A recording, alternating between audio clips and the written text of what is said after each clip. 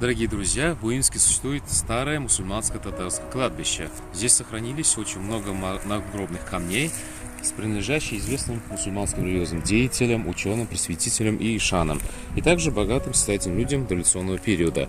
Пришли инициативы сохранить это место в виде мемориального комплекса, чтобы здесь уже не происходили захоронения и чтобы эти могилы не исчезли. Друзья, на этом кладбище начали строительство мемориального комплекса под названием Старое Татарское кладбище. И здесь ведутся уже строительные работы, привезли камни, будет огорожена территория, будет проложена брусчатка и также обозначены могилы тех известных людей с специальными табличками, ворота будут установлены. То есть это будет облагороженная такая хорошая территория, где люди могут прийти, посмотреть, почитать, помолиться Всевышнему. И вообще сохранится наша история в этом месте.